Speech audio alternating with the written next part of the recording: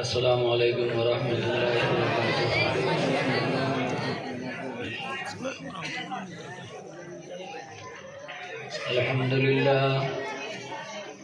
الحمد للہ نحمده ونستعینه ونستغفره ونؤمن به ونتوکل علیہ ونعوذ باللہ من شرور انفسنا ومن سیئات اعمالنا من يهد الله فلا مضل له ومن يضلله فلا هادي له ونشهد أن لا إله إلا الله وحده لا شريك له وأشهد أن سيدنا ومولانا محمدا عبده ورسوله بالهدى ودين الحق أرسله صلى الله تعالى عليه وسلم. أما بعد أعوذ بالله من الشيطان الرجيم. بسم الله الرحمن الرحيم. واخفض لهما جناح الذل من الرحمة وقل رب ارحمهما كما ربياني صغيرا.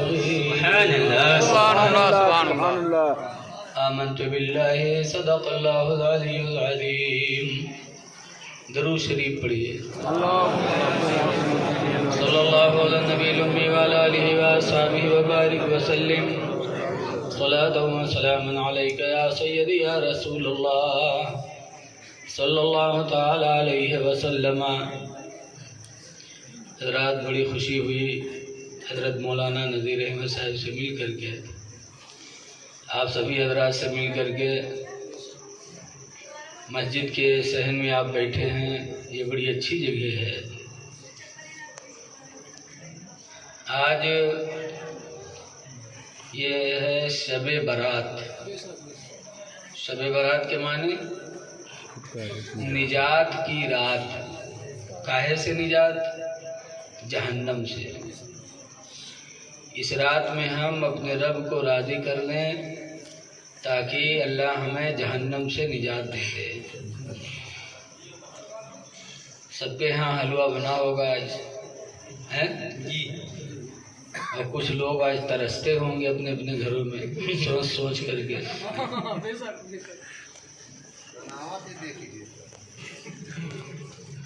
کافی سال پہلے میں لکھیم پور تقریر کرنے جا رہا تھا. سسیا چوراہا ہے، وہاں بس رکی. ایک دیوبندی طالب علم بس میں بیٹھا تو اس کے استاذ کا فون آیا. کہا حلوہ تو نہیں بنوایا گھر پہ؟ تو کہا نہیں حضرت بنا تو ہے. تو کہا دین میں نقصان کر دیا. سال بھر حلوہ بنا کھاؤ کوئی بات نہیں، اور شب برات میں اگر حلوہ بنا کر اس پہ فاتحہ دے کے کھا لو تو کہتے ہیں یہ ہے شرک. سال بھر بریانی بناؤ کھاؤ کوئی بات نہیں، 11ویں شریف میں اگر غوث اعظم کے نام نیاز کر دو تو کہتے ہیں شرک. لیکن قرآن کریم کیا کہتا ہے؟ اللہ تعالیٰ ارشاد فرماتا ہے کلوا مما ذکر اسم اللہ علیہ. اس کو کھاؤ جس پر خدا کا نام ذکر کیا جائے. کیا کہنے حق ہے؟ ان کنتم مومنین، اگر تم ایمان والے ہو. اللہ فرماتا اگر ایمان والے ہو تو اس کو کھاؤ جس پر خدا کا نام لیا جائے. بے شک تو فیصلہ ہے، اللہ نے فرما دیا، لڑنے جھگڑنے کی بات نہیں ہے. جو ایمان والے ہیں بنا رہے ہیں کھا رہے ہیں، اور جو بے ایمان ہیں وہ ترس رہے ہیں اختلاف کر رہے ہیں. ہمارے گاؤں میں ایک بابا رہا ہے، جھوٹ بہت بولت رہا ہے تو گاؤں والے ان کے نام رکھ دیں جھوٹاری بابا. اب गांव में दो चार ठोर हैं भी बदअकीदा किस्म के। एक दिन दो चार ठोरे बदअकीदा उनके पास पहुंचे, कहीं झुठारी बाबा ये जो सामने रख के हलवा खाना फातिहा करत थे का कबर में पहुंचे थे। तो जुटारी बाबा कहें भैया जब रखा थे फातिहा करत थे तो पहुंचते हुए जाए लाए बेचारे। तो कहें तो पहुंचत हुए तो तुम्हारे मुर्दा खाते हुए हैं। तो जुटारी बाबा कहें हाँ भैया पहुंचे तो खाइबे करी। तो कहें खात हुई हो तो हक तो हुई है, बड़े बेअदब होते हैं।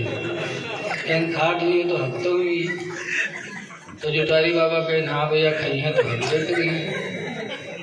तो कहें तुम्हारे मुर्दन के कबर में बड़ी गंदगी हुई। तो जुटारी बाबा कहें नहीं भैया गंदगी नहीं रहा। कहें का है? कहें तुम्हारे मुर्दा तो कुछ पावत ना है, तो हमारे मुर्दा हकत है, तुम्हारा मुर्दा दौड़ दौड़ का सफा कर यहाँ से आमदनी वहाँ से खर्चा।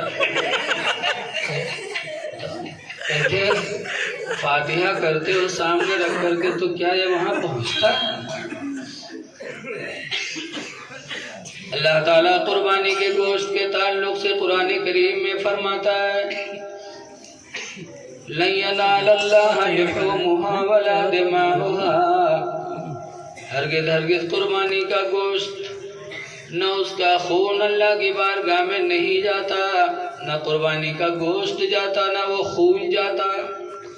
वलाकिन यनालुहु तक़वा मिनकुम, लेकिन सिर्फ तुम्हारे दिल की नीयत जाती है। सुभान अल्लाह, सुभान अल्लाह। कुर्बानी हम करते हैं, करने के बाद दुआ करते अल्लाहुम्मा तक़ब्बल हाज़िहिल उज़हिय्या, ऐ अल्लाह इस कुर्बानी को तो कबूल फरमा ले, मिन फला इब्ने फला, बेशक फला की तरफ से इस कुर्बानी को कबूल कर ले, कमा तक़ब्बलता मिन खलीलिका सय्यदना इब्राहीम, जैसे कि तो हमारे आका इब्राहीम की तरफ से तूने उनकी कुर्बानी को कबूल किया था। अल्लाह हमारी कुर्बानी को भी तो कबूल फरमा ले। अल्लाह फरमाता उसका गोश्त नहीं जाता, उसका खून नहीं जाता, फिर भी मुसलमान दुआ करता या अल्लाह इसे कबूल फरमा ले, नीयत जाती है।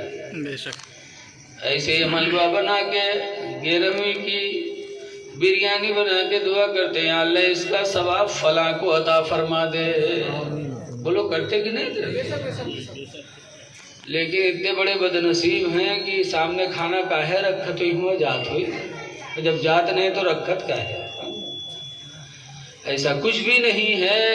हम ये नहीं समझते कि हमारा खाना जाता है, बल्कि हम तो अपने दिल का तकवा भेजते हैं, दिल की नीयत भेजते हैं। इसलिए लोगों नियाज कराते रहो, अपने माँ बाप के नाम फातिहा दिलाते रहो।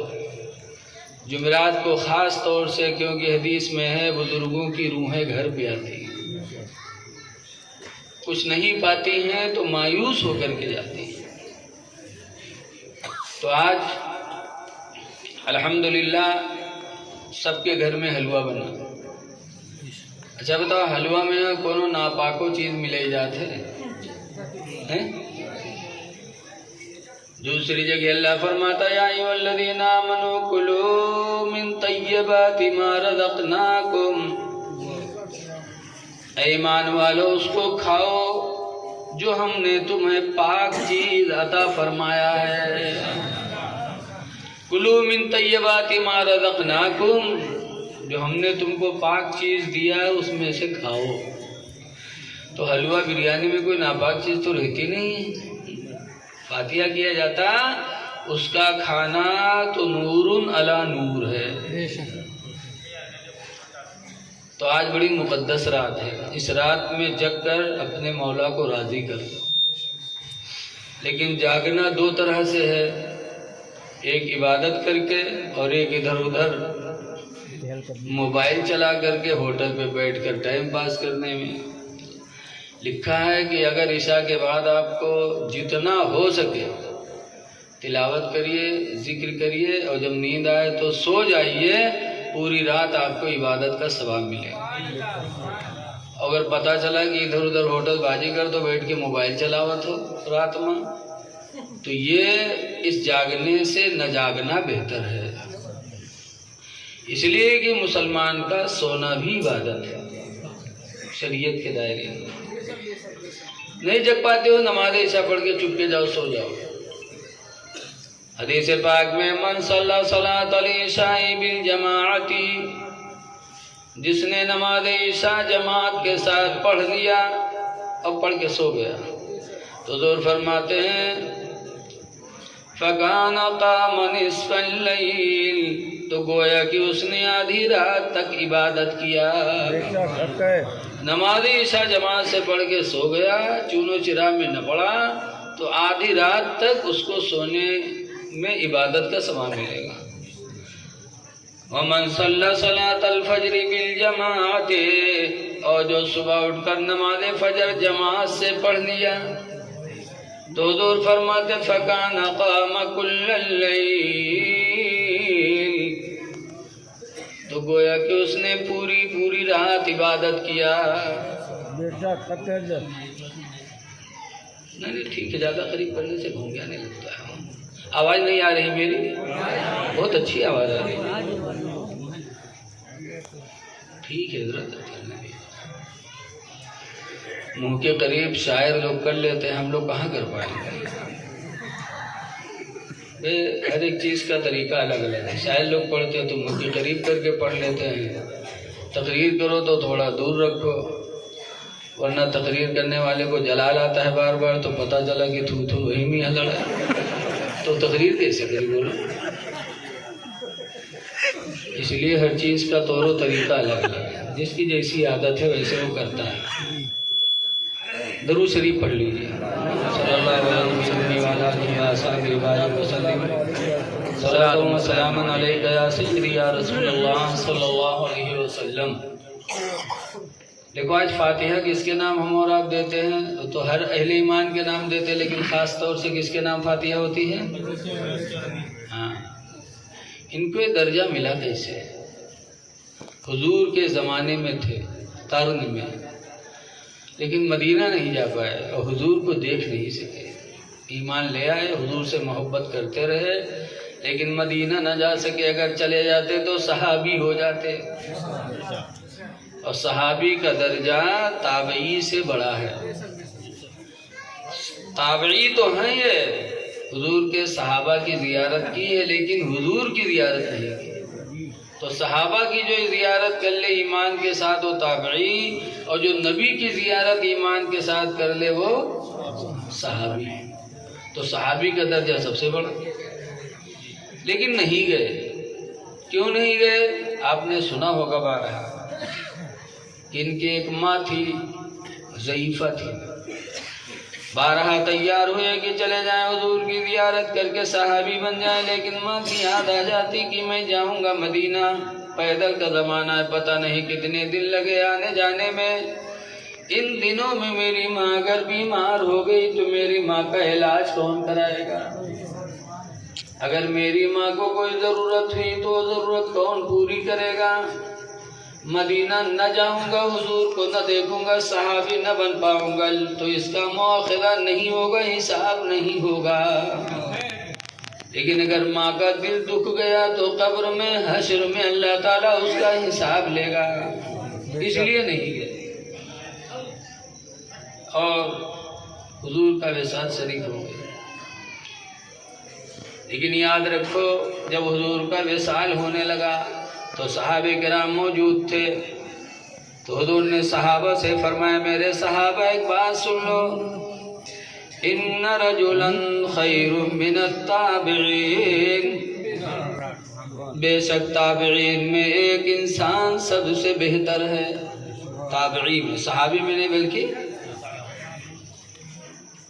ایک انسان تابعی میں سب سے نیک ہے. اس کو لوگ کہتے کیا ہیں؟ حضور فرماتے یقال لہ اویس، جن کو لوگ اویس کہتے ہیں ان کو اویس کہتے ہیں. پھر آگے سرکار ایک نشانی بھی فرماتے ہیں وَكَانَ بِهِ بِيَادٌ، اور ان کو سفید داغ تھا. وَلَكِنْ يَشْفَعَهُ اللَّهُ بِخِدْمَةِ أُمِّهِ، لیکن اللہ نے انہیں ان کی ماں کی خدمت سے شفا عطا فرما دیا. کیا کہنے سے رکھے فلما مروہ، تو اے میرے صحابہ جب ان کے پاس تم کبھی گزرنا، فاستغفروہ لکم، تو ان سے تم اپنی بخشش کی دعا کروا لینا. درجہ دیکھو کتنا بلند ہو گیا، اتنا درجہ بلند ہو گیا کہ صحابہ سے حضور فرماتے ہیں کہ جب ان کے پاس سے تم گزرنا تو اپنے بخشش کی دعا کروا لینا. اس سے ثابت ہوا کہ آدمی اپنی بخشش کی دعا دوسرے سے کروائے.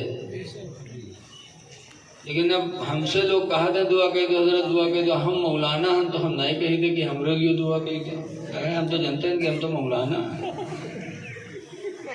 مولانا بن جاؤ، حاجی بن جاؤ، حافظ بن جاؤ، کچھ بھی ہو جاؤ، لیکن ایک مرد مومن سے اپنے بخشش کی دعا کرواتے رہنا. خدا جانے کس کی زبان کی نکلی ہوئی بولی خدا کو پسند آ جائے اور اللہ گناہوں کو بخش دے. اور حضور نے اپنا پیران مبارک بھی صحابہ کو دیا کہ جب ان سے ملاقات ہوگی تو میرا پیراہن دے دینا، میرا سلام بھی کہہ دینا. اس موقع پر خاص طور سے کون صحابہ موجود تھے؟ بہت سے صحابہ تھے. نام آتا ہے حضرت علی اور حضرت عمر فاروق اعظم رضی اللہ عنہما کا. ان دونوں کو پیراہن دیا، کہا جب ان کے پاس گزرنا تو میرا پیراہن دے دینا، میرا سلام کہہ دینا اور اپنی بخشش کی دعا کروا لینا. بتاؤ، حضرت علی سے کہتے ہیں، حضرت عمر سے کہتے ہیں کہ اپنی بخشش کی دعا کروا لینا. حضور کا وصال ہو گیا، تجہیز و تکفین ہو گئی. حضرت علی شیر خدا فرماتے ہیں کہ ہم اور عمر دونوں لوگ ان کی تلاش میں رہے. اب کیسے تلاش میں رہے؟ یہ میں نہیں رہے کہ جھولا بندھنا لے کے چلتے ہیں ڈھونڈا کریں، نہیں. اپنے گھر پہ رہتے بھی تھے، کام دھام بھی کرتے تھے اور دل میں ایک تمنا رکھتے تھے کہ کاش کہیں وہ ایسے قرنی سے ملاقات ہو جاتی. دل میں ایک تمنا تھی. حضرت علی فرماتے ہیں کہ اسی تمنا میں ان کی تلاش میں 10 سال گزر گئے. کتنے سال گزر گئے؟ 10 سال حضور کے وصال کے بعد گزر گئے. لیکن دل میں چاہت تھی کہ کاش وہ ایسے کرنے سے کہیں ملاقات ہو جاتی. اور جب مومن کوئی چیز دل سے چاہتا ہے تو اللہ تعالیٰ اسے پورا فرما دیتا ہے. ایک دن ملاقات ہو گئی 10 سال کے بعد. کہاں ہوئی؟ میدان عرفات. بکریاں چرا رہے تھے ویسے کر کے. حضرت علی شیر خدا گئے، کہا اللہ کے رسول نے آپ کو سلام بھیجا ہے اور یہ پیراہن مبارک آپ کو دیا ہے اور آپ سے ہم لوگوں سے کہا ہے کہ ان سے اپنے بخشش کی دعا کروا دینا. لیکن اب ایسے کرنی ایک بات بتاؤ کہ ہم لوگ زندگی بھر نبی کے ساتھ رہے، سفر میں بھی رہے، حضر میں بھی رہے، جنگوں میں بھی رہے، وہاں بھی نبی کے ساتھ رہے جہاں جانوں کے جانے کا ڈر تھا، لوگ شہادت پاتے تھے. لیکن ان جنگوں میں بھی ہم نبی کے ساتھ رہے. لیکن ہم لوگوں کو حضور نے پیراہن نہیں دیا، کسی اور کو سلام نہیں بھیجا، تم کو پیراہن بھی دیا، سلام بھی بھیجا اور تم سے ہم لوگوں سے کہا کہ بخشش کی دعا کروا لینا. اے ویسے کرنی، کون سی وہ نیکی ہے جس کی بنیاد پر تم رسول اللہ سے اتنا قریب ہو؟ وہ نیکی کون ہے؟ تب وہ ایسے کرنی رونے لگے، کہنے لگے علی میرے پاس کیا نیکی ہے؟ میں تو اتنا بڑا بد نصیب نکلا کہ ماں کی وجہ سے اپنے نبی کے چہرے کی زیارت بھی نہ کر سکا. میرے پاس کون سی نیکی ہے؟ ماں کی خدمت کی وجہ سے میں صحابی نہ بن پایا. ایک بوڑھی ماں تھی، ضعیفہ تھی، کوئی پرسان حال نہیں تھا. میں اپنی ماں کی خدمت میں رہا یہاں تک کہ حضور دنیا سے وصال کر گئے. افسوس کہ میں اپنے نبی کا چہرہ نہیں دیکھ پایا. تو علی فرماتے ہیں او ایسے کرنی، خدا کی قسم یہی تمہاری نیکی ہے ماں کی خدمت والی جس نے تمہیں اتنا درجہ بلند فرمایا. پتہ چلا ماں کی خدمت بہت بڑی چیز. لیکن آج ان کا نوجوان ایک ڈھولے کے شادی ہے اس کے بعد اس کی ماں کمزور تھی، بڑھاپا کی وجہ سے آنکھوں کی بینائی چلی گئی تھی۔ ایک دن وہ نوجوان دیر میں آیا تو کا بیوی کا کوئی فکر نہیں، اور اندھی ماں بیچاری دروازے پر بیٹھی، دیر ہو گئی بچے کو رات میں، تو اندھی ماں دروازے پر آ کے بیٹھے اور دعا مانگتی تھے کچھ پھیلا کر، یا اللہ میری اولاد کو صحیح سلامت گھر واپس فرما دے، یہ دعا مانگتی تھی۔ اور نوجوان جب آوا تو کہ ہاتھ میں یہاں مٹھائی کے پنی رہے گھرے لے کے آوا۔ جب قریب میں پہنچا تو گھر میں گھسنے لگا، ماں سے بھی نہیں پوچھا کہ یہاں کیوں بیٹھی ہو، گھر میں گھسنے لگا تو ماں کو کچھ احساس ہوا کہ شاید میرا لڑکا آ گیا، تو ماں نے پوچھا بھیا، کہا تم نکونس بولا جیسے گدھا ہوئے نہیں آتے۔ جیسے ماں نے سنا ویسے وہ ماں اٹھی اپنے بچے کو لپٹ گئی اور لپٹ کے سہرانے لگی، ہائے میرے لال تم کہاں تھی اتنی رات تک؟ تو کہ ہاتھ میں مٹھائی کے پنی رہا تو وہ اوپر ٹانگے کہ کہوں ماتاری کے ہاتھ نہ لگ گیا جو جان جا کی مٹھائی کے پنی لی۔ جیسے جیسے وہ سو رہا ویسے ویسے کا تانا چلا گیا، کاہے مارے کہ ہم کہیں بے محدوا کہیں یوں کہے جان پاؤ۔ بتاؤ آج ہم اور آپ ماں کا درجہ نہیں سمجھتے۔ آج پیر صاحب کی خدمت کرو تو سمجھو کہ وہ جنت مل جائے۔ مولانا صاحب کا کھوائل بجانا بخشش، اے لوگوں پیر کو کھلانا ثواب ہے، مولانا کو بھی کھلانا ثواب ہے، لیکن سب سے پہلے اپنے ماں باپ کو کھلاؤ۔ حدیث پاک میں حکیم ابن معاویہ القشیری، حضرت حکیم بن معاویہ قشیری بارگاہ نبی میں حاضر ہوئے، وقال سالنا رسول اللہ، اور فرماتے کہ ہم لوگوں نے حضور سے پوچھا من احق بحسن صحابتی، اللہ کے رسول ہماری خدمت کا سب سے زیادہ دنیا میں حقدار کون ہے، سب سے زیادہ میں خدمت کس کی کروں؟ تو حضور نے فرمایا امک کا، تیری ماں ہے۔ قلت ثم من، میں نے کہا پھر کون؟ کہا امک کا، تیری ماں ہے۔ قلت ثم من، میں نے کہا پھر کون؟ قال امک کا، فرمایا تیری ماں ہے۔ 3 مرتبہ بتایا۔ قلت ثم من، میں نے کہا پھر کون؟ تو سرکار فرماتے ابو کا، تیرا باپ ہے۔ اس کے بعد صحابی خاموش ہو گئے، نہ کچھ سوال کیے نہ رسول اللہ نے کوئی جواب دیا۔ پتہ چلا کہ دنیا میں ہماری خدمت اور ہماری کمائی کا سب سے زیادہ حقدار ماں ہے، ماں کے بعد باپ ہے۔ لیکن آج نہیں ہوگا، پیر صاحب ہی ہیں تو ان کا نذرانہ دیں، لباس دیں، سب دیں، کباب الگ ہے، مچھلی الگ ہے، بریانی الگ ہے، جردہ الگ ہے۔ ابا سے چنہی نہیں پوچھا تھا کہ بدمرتی چنہی ہے کہ نہیں، بتاؤ۔ امبا سے تمباکو نہیں بھی پوچھیں گے۔ اے لوگو اللہ دولت دے تو سب سے پہلے ماں پر خرچ کرو، باپ پر خرچ کرو، اس لیے کہ ان کا احسان تم پر بہت ہے۔ اسی لیے قرآن حکیم میں اللہ فرماتا اشکر لی، اللہ فرماتا ہے میرے بندو میرا شکر ادا کرو، ولی والدیک، اور اپنے ماں باپ کا شکر ادا کرو، میرا شکر ادا کرو اور اپنے ابا اماں کا بھی شکر ادا کرو کہ میں نے تمہیں دنیا میں بھیجا، اس لیے میرا شکر ادا کرو، اور دنیا میں تم پہچانے گئے ماں باپ کے وسیلے سے، اس لیے ماں باپ کا شکر ادا کرو۔ کیسے پہچانے گے دنیا میں ہم لوگ؟ کیسے کہا کہ فلانوا کے بھتیج ہو، وہ کوئی لڑکا ہو، بولو یہ کیسے؟ سب ماں باپ کے وسیلے سے۔ فلاں کا یہ نواسا ہے، فلاں کا یہ پوتا ہے، تو سب ماں باپ کے وسیلے سے پوتا، نواسا، بھتیجا، خالو، خالہ، نانی، نانی، نانا، نانی، ماموں، دادا، دادی، جتنے بھی رشتے ملتے ہیں سب ماں باپ کے وسیلے سے ملتے ہیں، اس لیے ان کا شکر ادا کرو۔ اللہ تعالیٰ قرآن میں فرماتا ہے وَخْفِضْ لَهُمَا جَنَاحَ الذُّلِّ مِنَ الرَّحْمَةِ، ان دونوں کے لیے اپنے بازوؤں کو رحم دلی سے جھکا لیا کرو. جب ابا اماں کا دیکھو تو دونوں بازوؤں کو جھکا لو. تعظیم. کھڑے بیٹھے ہو چارپائی پہ تو کھڑے ہو جاؤ. ایک نبی ہیں آپ لوگوں نے سنا ہوگا حضرت یوسف علیہ السلام. ان کے کئی بھائی رہے 12. ان کا لے کے 12 اور چھوڑ کے 11.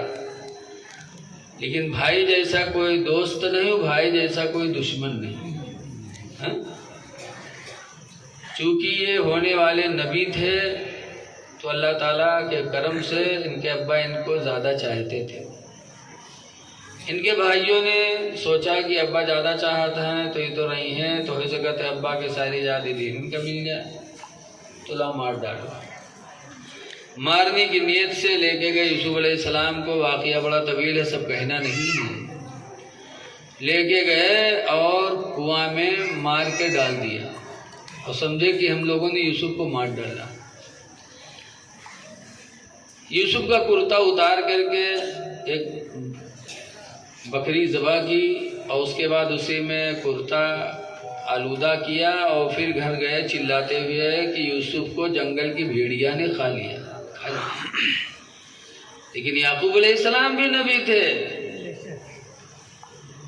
انہوں نے جب سنا کہ میرے بیٹے یوسف کو جنگل میں بھیڑیا نے کھا لیا، کرتا لے کے آئے ہیں. بھائی کہتے تھے بہت بچایا لیکن بھیڑیا نے نہیں چھوڑا. تو یعقوب علیہ السلام نے کرتا پھیلا کے دیکھا.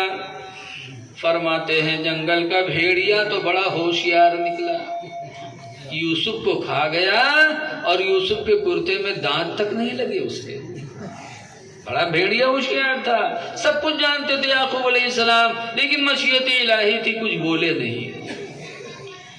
کہا میں اللہ پہ بھروسہ کرتا ہوں، اللہ ہی میرا مددگار ہے. بے شک.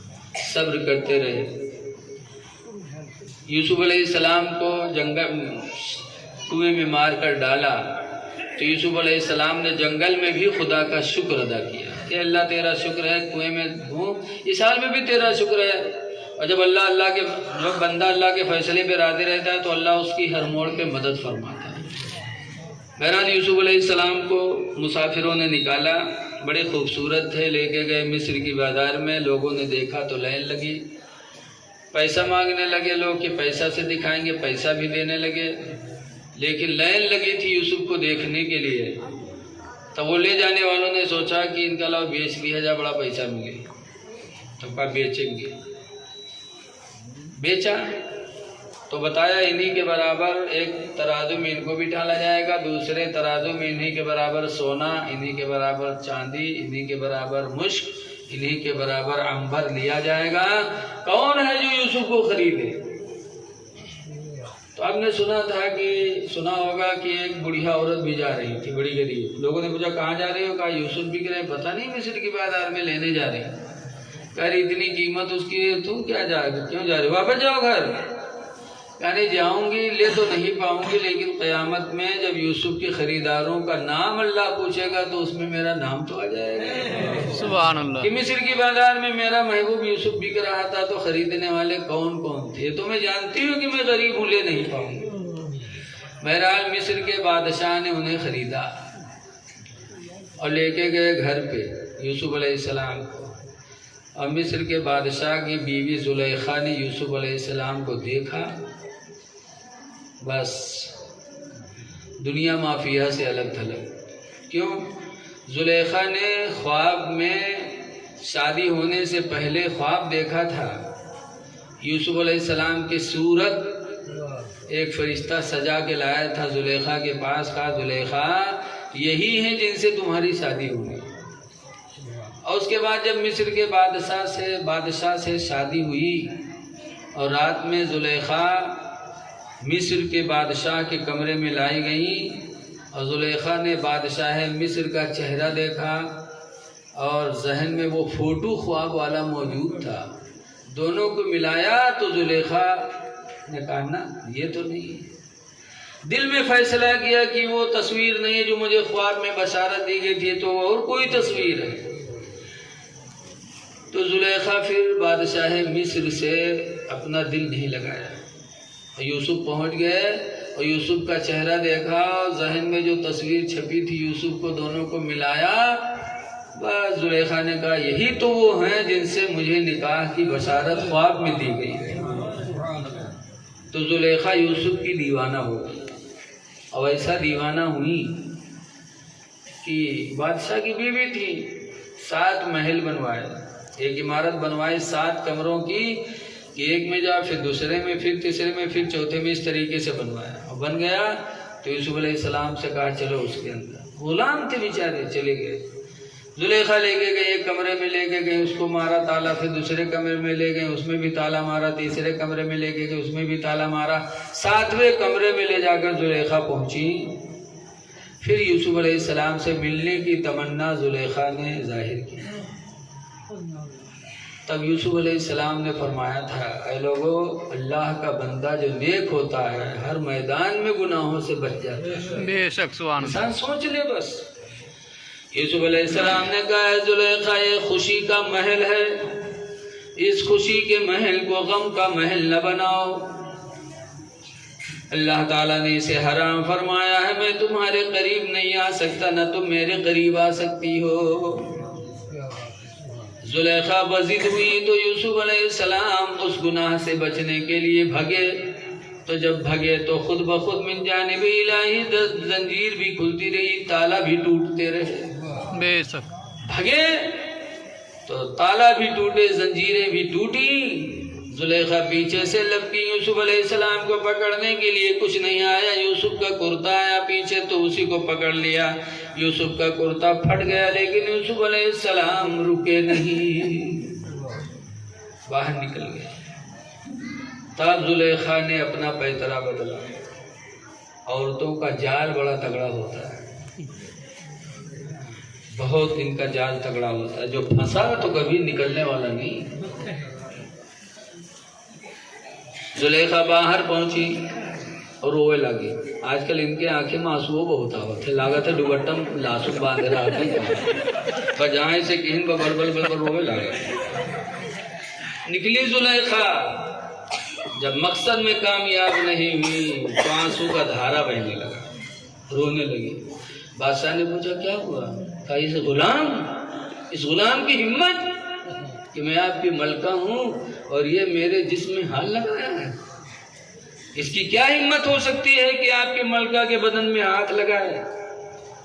بادشاہ ناراض ہوا۔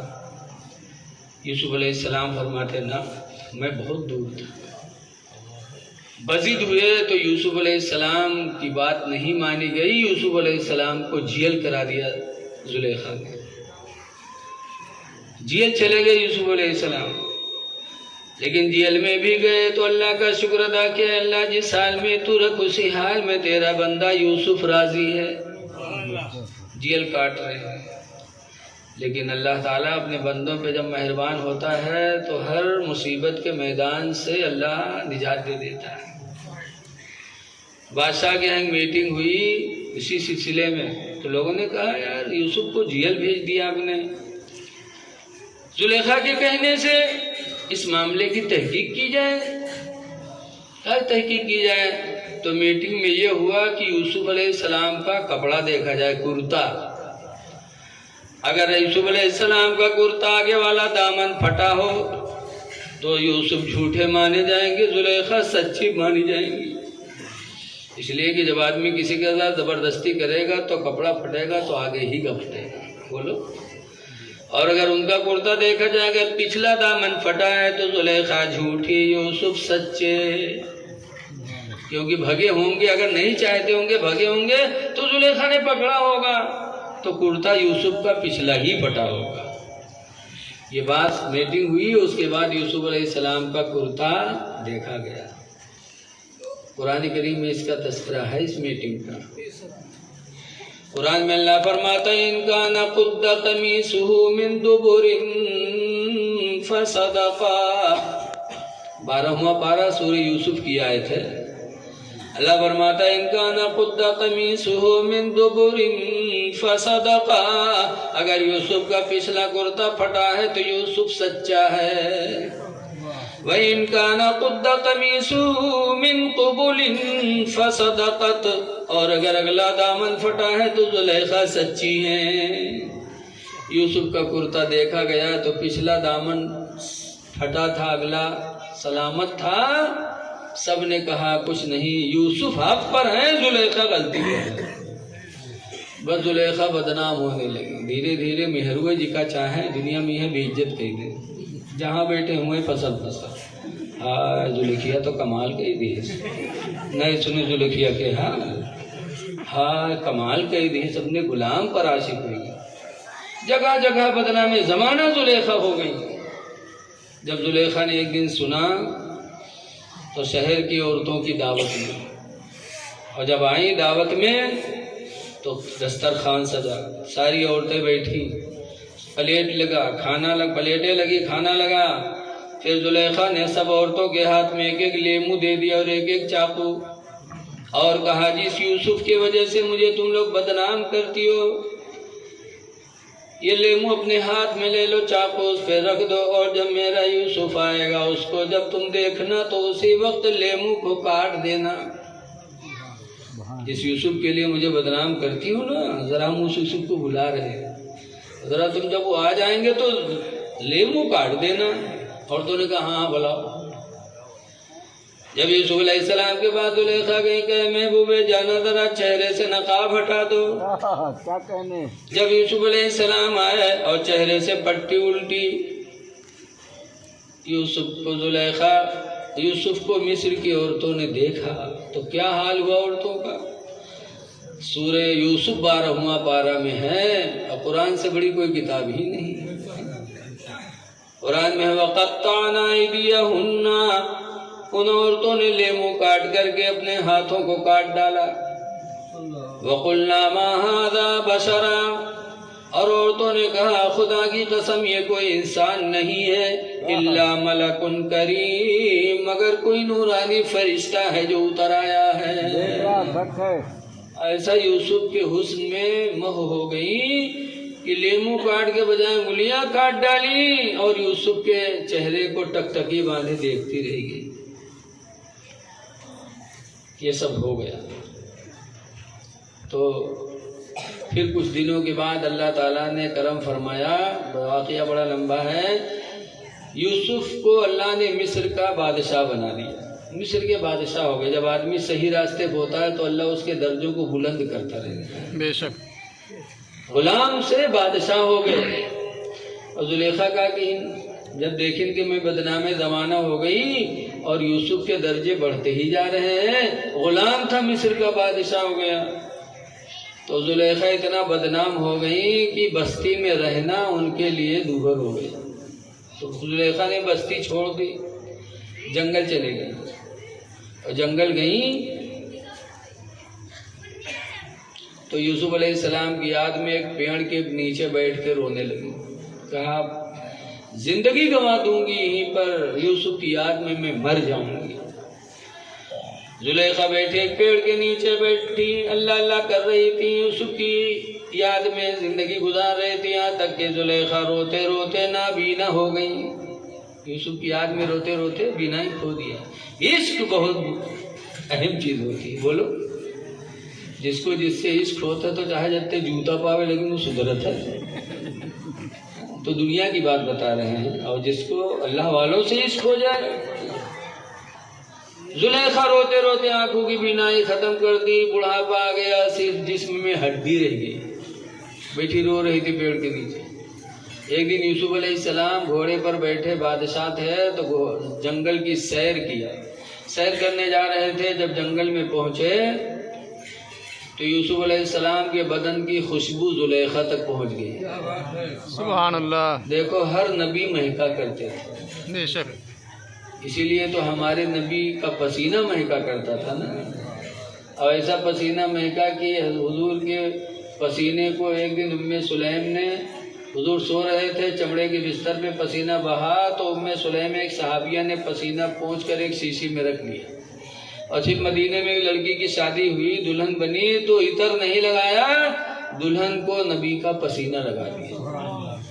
تو لکھا ہے کہ پسینے کی برکت سے وہ لڑکی زندگی بھر مہکی، پھر اس سے جو لڑکے ہوئے وہ بھی مہکے، پھر لڑکوں سے جو لڑکے ہوئے وہ بھی مہکے، یہاں تک کہ تاریخ میں لکھا ہے کہ 7 نسل تک نبی کے پسینے سے اولادیں مہکتی رہیں۔ یہ نبی کا پسینہ۔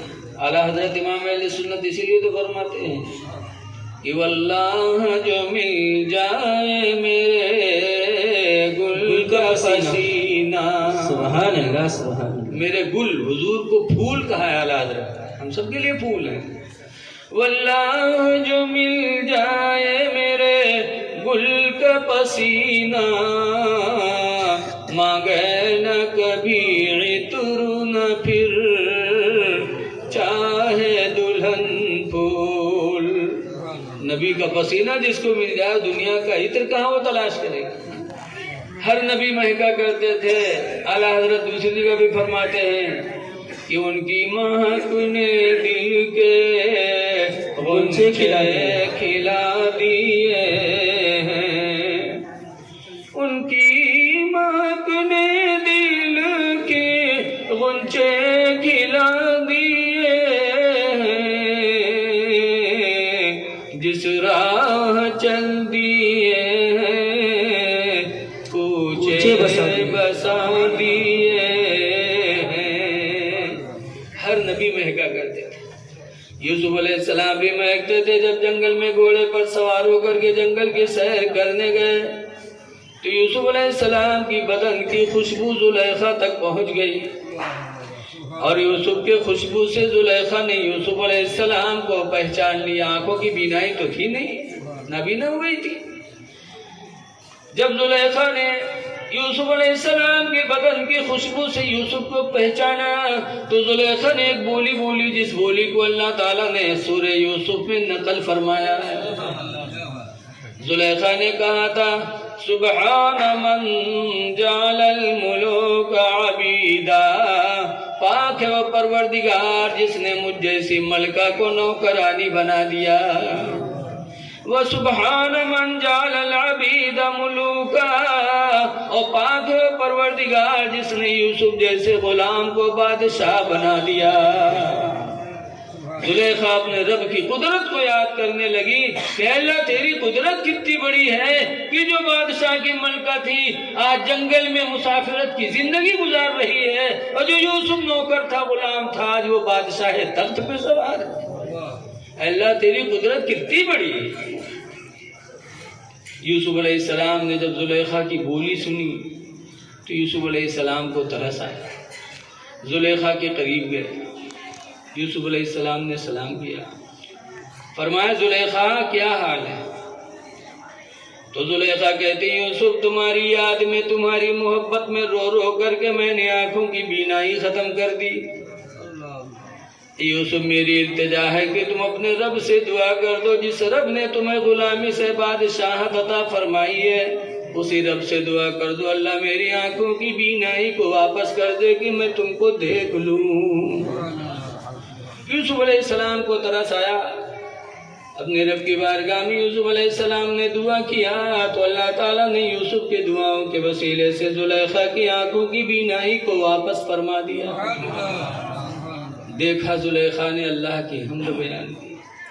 پھر یوسف علیہ السلام فرماتے زلیخا اور بھی میرے لائق کوئی خدمت ہو تو بتاؤ۔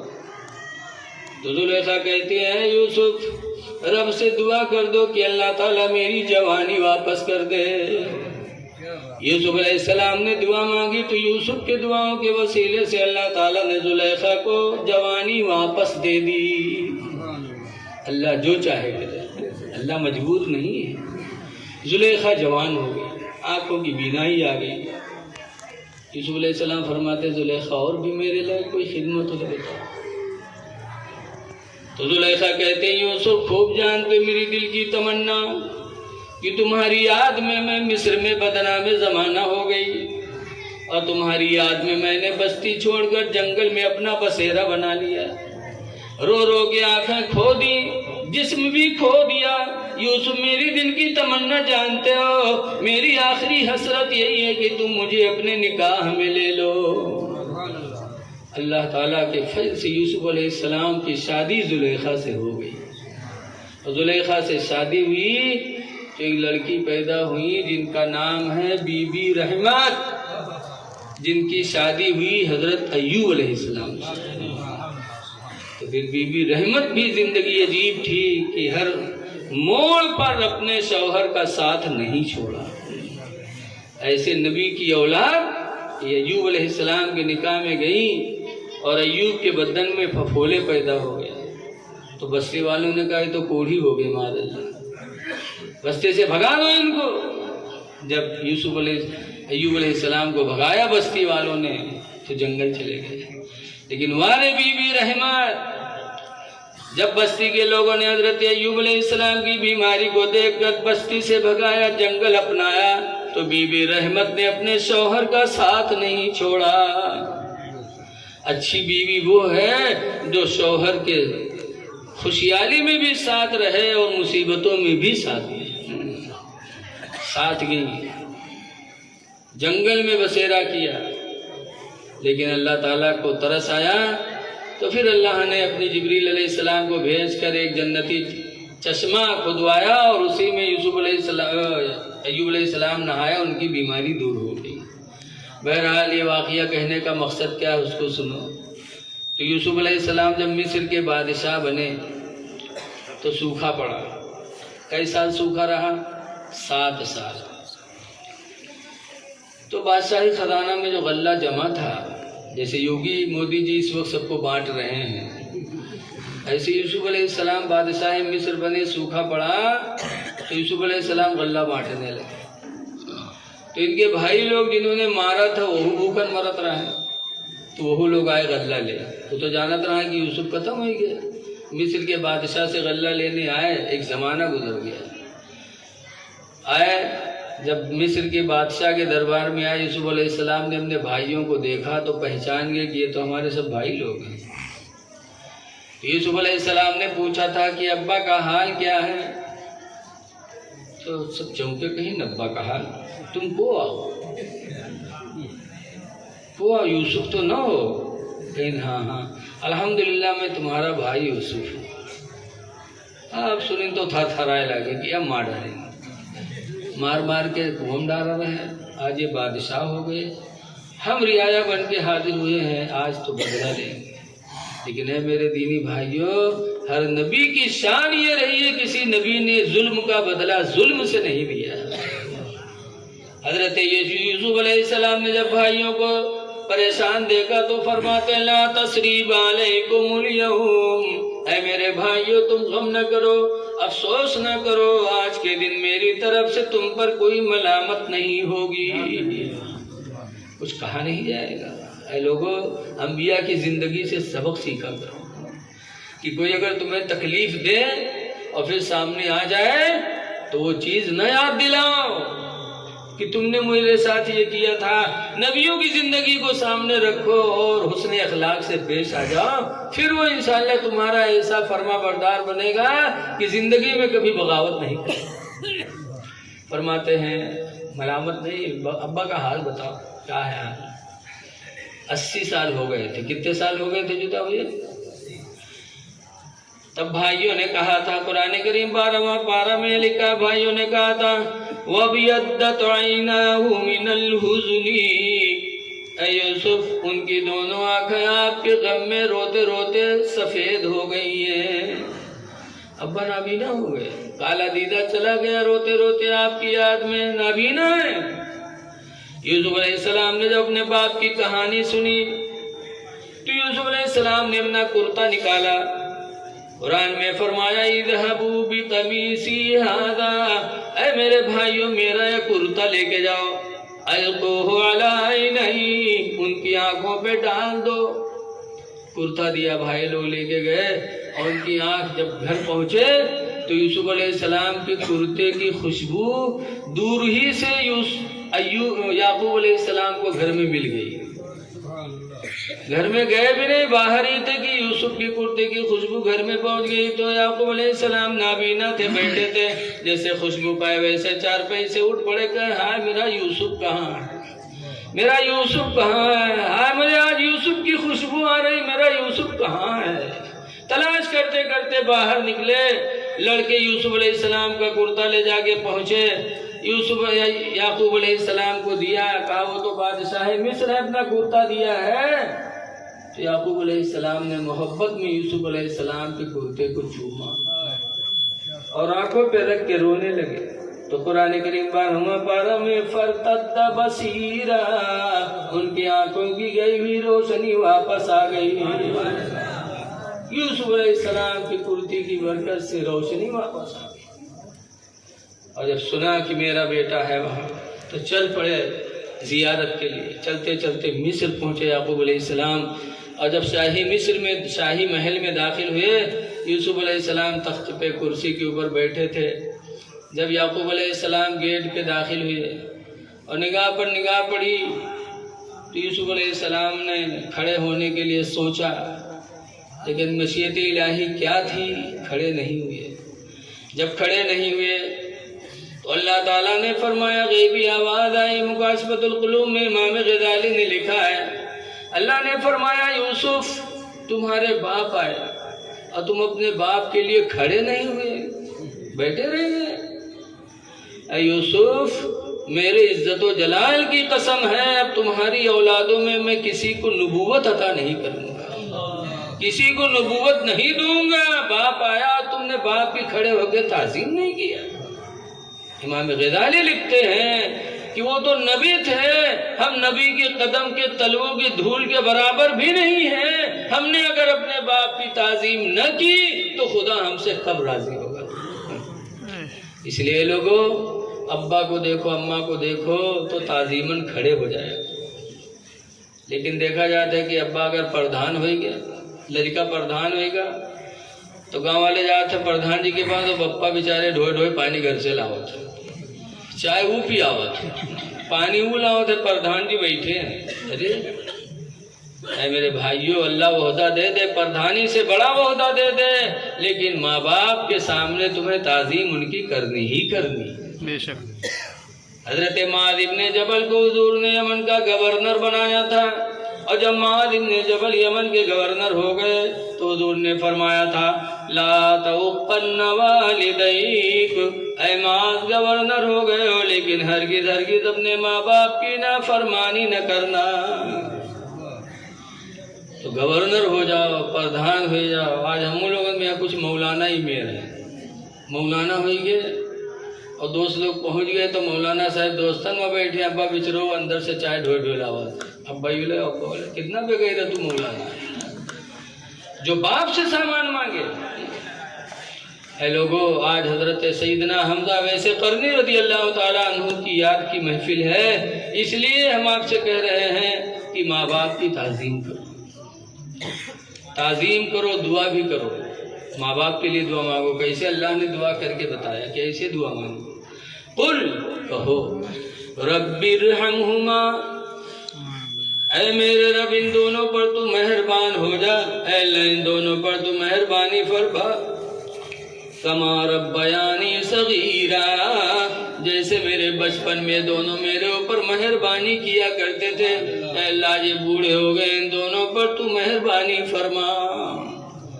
اس طرح سے ماں باپ کے لیے دعائیں کرو۔ یوسف علیہ السلام کے یہاں 7 سال سوکھا پڑا تھا، تو 5 سال تو غلہ چلا، اور کے بعد 2 سال ابھی باقی رہ گئے تو غلے ختم ہوئی گئے، تو اب کیا بات ہے؟ تو لکھا ہے کہ مصر والے ایک جگہ جمع ہو جاتے تھے، غلہ رہ نہیں گیا، جو تھا ختم ہو گیا، تو مصر والے جب سب بھوکے ہوتے تھے تو ایک جگہ جمع ہو جاتے تھے، یوسف علیہ السلام ان کے بیچ میں پہنچ جاتے اور مصر والے ایک نگاہ یوسف کا چہرہ دیکھ لیتے تو ان کا پیٹ بھی بھر جاتا، پیاس بھی چلی جاتی۔ 2 سال تک مصر والوں نے یوسف علیہ السلام کو صرف دیکھ دیکھ کے گزارا کیا ہے۔ یہ حسن تھا یوسف علیہ السلام کا۔ ابھی ابھی کہا تھا انہوں بشر ہموں بشر، بلکہ ان کا دیکھ کے ایک ٹائم کے کھانا برداشت ہو جائے، اتنے منحوس ہوتے ہیں کہ کھائے پی کے جاؤ دیکھ لو تو سب ہجم ہوئی جیسے کہتے ہیں کہ وہ بھی بشر ہم بھی بشر ہیں، بشر، لیکن اللہ نے ان کے درجات کو بہت بلند فرمایا۔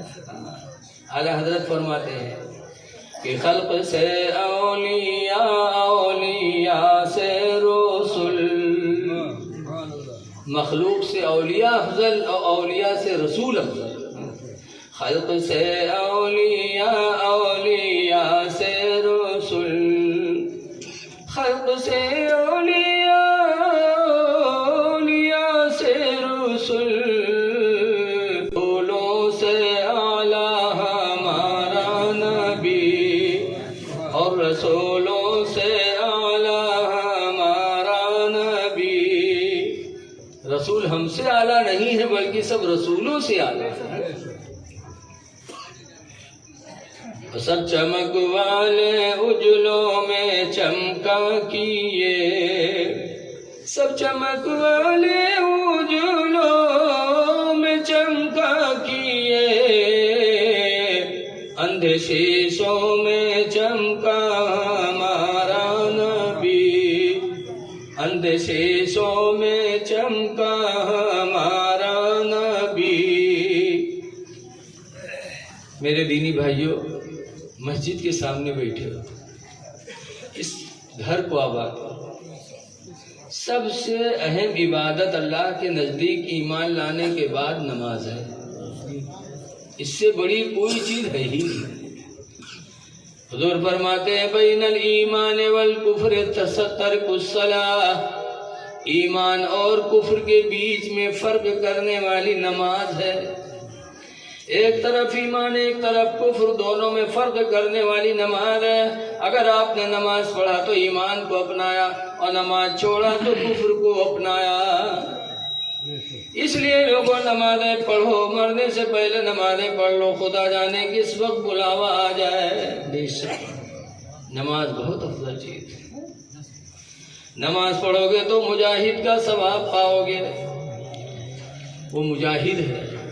حدیث پاک میں وفد اللہ ثلاث، اللہ کے مہمان تین لوگ ہیں، تین آدمی ایسے ہیں جو دربار الہی کے مہمان بولے جاتے ہیں۔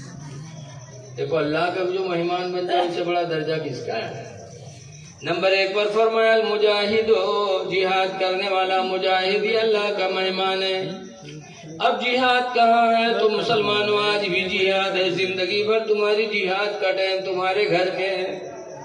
حضور فرماتے اسباغ الوضوء علی المکارہ، سخت ٹھنڈک میں مکمل وضو بنانا، وکثرت الخطاء الی المساجد، اور مسجدوں کی طرف زیادہ قدم سے جانا، وانتظار الصلاۃ بعد الصلاۃ، اور ایک نماز پڑھ کے جا کر کے دوسری نماز کے انتظار میں رہنا۔ حضور فرماتے فذالکم الرباط، یہ تینوں کام تمہارے لیے جہاد ہیں، تم مجاہد ہو۔ تو اے لوگو نماز پڑھو، مسجدوں کی طرف آؤ جاؤ۔ خوش نصیب ہے انسان جو خدا کے گھر کو آباد کرتا ہے۔ لیکن آج افسوس ہے کہ لوگ نماز سے کوسوں دور ہیں۔ نماز انسان کو بڑی مصیبتوں سے بچاتی ہے۔ ایک مرتبہ ہم جا رہے تھے، ٹرین کا سفر تھا، ہماری ادھر چھوٹی ٹرین چلتی تھی گونڈا سے میلانی، تو ٹی ٹی ٹکٹ چیک کرے پہنچا ٹرین میں، تو ایک آدمی ہمارے بغل میں بیٹھا رہا، وہ اٹھائی جھولا ہمارے گودی میں دھیس، چل دھیس پیچھے کہیں مولانا دیکھے رہے، ہم سمجھ ہی نہیں کہ بعد ٹکٹ وکٹ معلوم نہ آیا۔ اور ٹی ٹی جو یہی کام کے لیے ہے وہ ہوشیار، اس نے بھی دیکھا تو وہ پیچھے پیچھے الگ گوا، اب وہاں لیٹرنگ تک گوا، اب آگے کہاں کودی جائے، ٹرین چل رہی تھی، گھوم کے دیکھی ٹٹیوا پیچھے، بس آم نہ تھا، وہ وہی تھی نیت باندھ دی، اللہ اکبر۔ اب ٹی ٹی ہندو رہا تو بیچارہ کھڑا ہو گیا، سوچی نماز پڑھ لے تب ٹکٹ مانگی، اب وہ کے سہارے کی چلا جائے تو ہم نماز ختم کریں، اب اللہ جانے کون سورج جانت رہا ہے، پڑھے گا، پڑھت کافی ٹائم لگا دی، 2 رکعت میں ٹٹیوا کھڑا رہا، جیسے سلام پھیرے دیکھے تو پھر جھپ سے باندھ لی، تب ٹٹیوا اتنے پوچھلا کہ بھیا یہ کتنی دیر تک نماز پڑھی ہو؟ تو ایک بوڑھو داڑھی رکھا بیٹھے رہا، تو کہیں کہ دوپہریا میں یہاں ظہر نماز پڑھی جاتے، کہیں کتنی دیر، کہیں نے بتائے پہ کتنی دیر، لیکن وہاں 12 رکعت ہوتے ہیں اتنا جانی تھے، تو ٹی وہ پوچھی کہ کئی رکعت بھائی ہیں بھی تو کہیں گے دوئی پڑھی سے تو ٹی وہ کہا تھا دوئی میں ہے وہ آدھا گھنٹہ لگائی سے اب 12 رکعت میں اللہ جانے کتنا ٹائم لگا ہمارا ٹرین تو ویسے چل رہی بس ٹرین رکی اور ٹی وقت اوپر سے اتر لیے چلا گا دوسرے ڈبوں میں اور جب ٹی وہاں چلا گا بھائی دو چھنے چھوڑ کے بھاگ پلیٹ فارم پر اب دوسری ٹرین ادھر سے آنے والی تھی کراسنگ تھی تو یہ بیٹھا تھوڑی دیر بعد اس کی آنکھوں میں آنسو آ گئے رونے لگا تو ہم لوگوں نے دیکھا تو گئے پوچھا کیا ہوا کچھ کہا ہے کیا ٹی نے کہا نہیں کچھ نہیں کہا پھر کیوں رو رہے کہا میرا دل رو رہا ہے کہ آج اگر میں سچی نماز پڑھی ہوتی تو اللہ مجھے کتنی عزت دیتا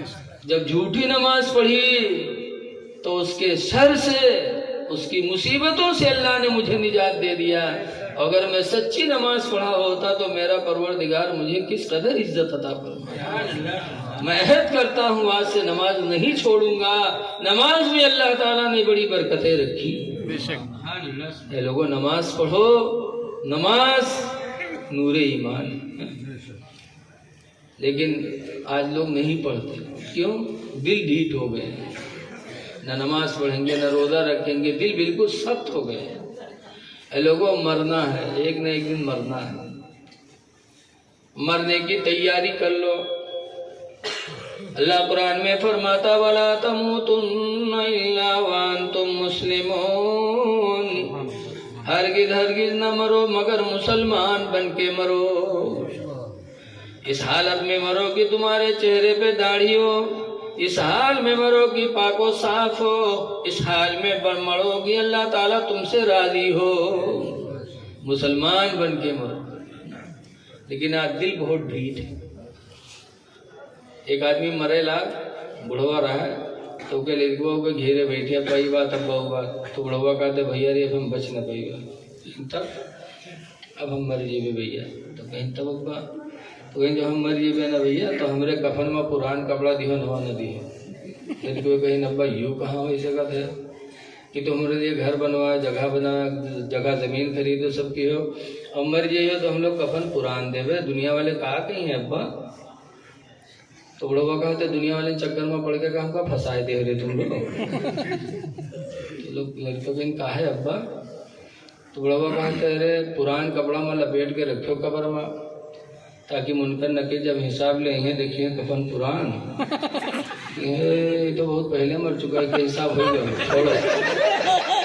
چھوڑ کے چلے جائیں اور نوا کپڑا لپیٹ کے رکھے جڑتے جڑ جائیں کہ نہیں جڑ رہے ایسے بڑھوا پڑے کہ زندگی بھر تو دلالی کروے کی ہی نا ہمارا ایک بادو سوچے تو منہ دلالی کے نہیں لیکن قبر بڑی کٹھن منزل ہے اللہ کی پکڑ بہت سخت ہے قرآن میں اللہ فرماتا ان بطش ربک لشدید بے شک تمہارے پروردگار کی پکڑ البتہ بہت سخت ہے بچنا نہیں اعلیٰ حضرت امام اہل سنت جیسے مجدد بھی قبر کو یاد کرتے ہیں تو اپنے نبی کی بارگاہ میں دعائی کرتے ہیں عرض کرتے ہیں اعلیٰ حضرت یا رسول اللہ کھڑے ہیں منکر نکیر سر پر نہ کوئی حامی نہ کوئی یاور کھڑے منکر نکیر سر پر نہ کوئی حامی نہ کوئی یاور اور بتا دو آ کر میرے پیمبر یہ سخت مشکل جواب میں ہے بتا دو آ کر میرے پیمبر یہ سخت مشکل جواب میں ہے اس لیے لوگوں رہتی دنیا میں نمازیں پڑھ لو پاک و صاف رہو پاک و صاف رہو گے تو انشاءاللہ گھر میں کبھی جھگڑا نہیں ہوگا اگر گھر میں سب لوگ پاک و صاف ہے نہ بھائی بھائی سے ٹکرائے گا نہ بیٹا باپ سے ٹکرائے گا نہ بیوی اپنے شوہر سے ٹکرائے گی کیوں پاک رہنا ہی محبت کی نشانی ہے بے شک میں نہیں کہتا اللہ کی بڑی کتاب کہتی ہے قرآن حکیم میں اللہ فرماتا وَيُحِبُّ الْمُتَطَهِّرِينَ، اللہ تعالیٰ پاک رہنے والے لوگوں سے محبت فرماتا ہے۔ سبحان اللہ سبحان اللہ سبحان اللہ۔ تو اللہ تعالیٰ نے وہی خصلت انسانوں میں بھی پیدا کی ہے۔ انسانوں میں بھی وہی چیز ہے کہ انسان بھی پاک و صاف چیز سے محبت کرتا ہے۔ دیکھا جائے تو مہمانی پہنچ جاؤ، اگر گھر والا کو ہم لڑکا کھلاوت آئے گا ہلو کرے، تو اگر لڑکا صاف ستھرا ہے تو ہم اوراق بھی اس کے چہرے پہ ہاتھ پھیریں گے، کبھی سر پہ ہاتھ پھیریں گے، کبھی گودی میں لیں گے، بولو، اور محبت کرو گے صاف ستھرا لڑکے سے۔ اگر کوئی کے مہمان بنو، گھر والا کہوں میں لڑکا لے کے آؤ کیونکہ بلو بلو بہی بہی کر تو بتاؤ کا کوئی گودی لی؟ کیوں؟ اللہ نے انسان کی فطرت میں پاکی رکھی، بے شک صاف ستھرا چیزوں سے انسان محبت کرتا ہے۔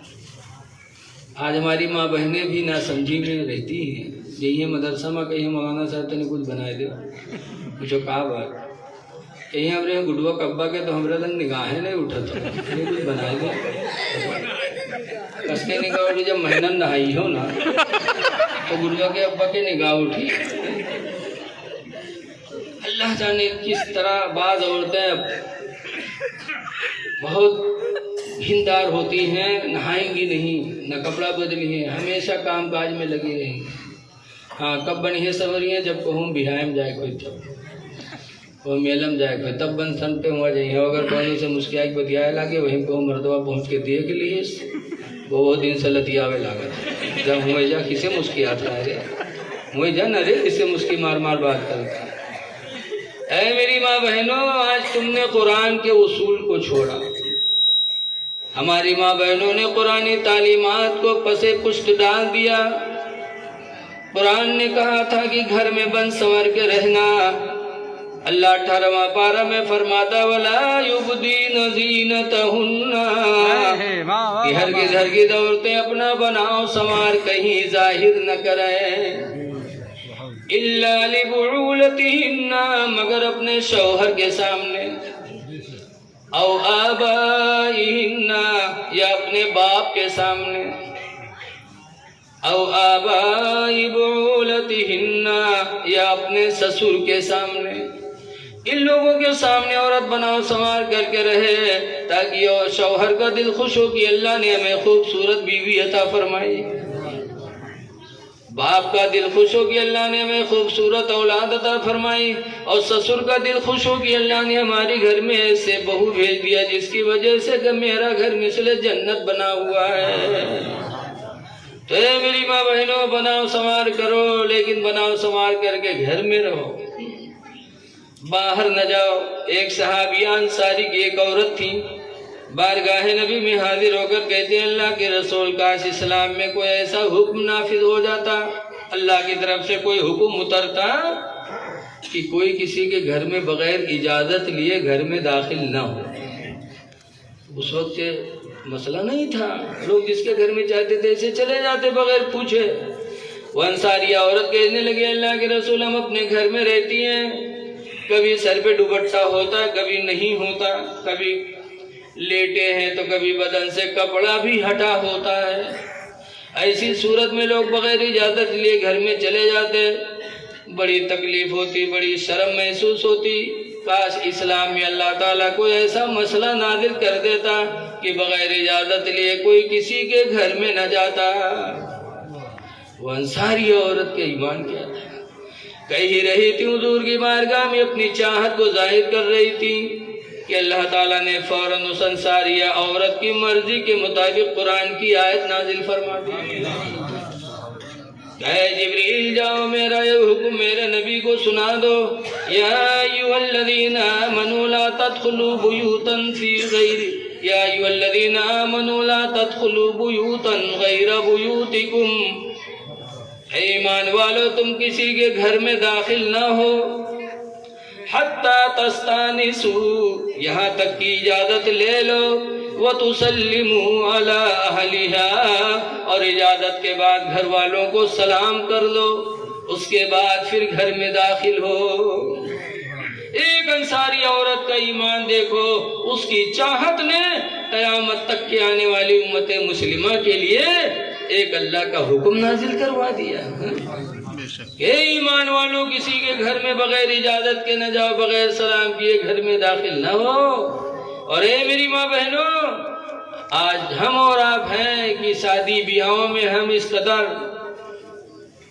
بے پردہ ہو کے جاتی ہیں جس سے دوسروں کا دل، اور کیوں نہ ہو، میرے نبی نے بہت پہلے کہہ دیا تھا یہ تمام حالات جو آج ہماری ماں بہنوں کے ہم لوگوں کے ہو رہے ہیں، میرے نبی نے بہت پہلے کہا تھا۔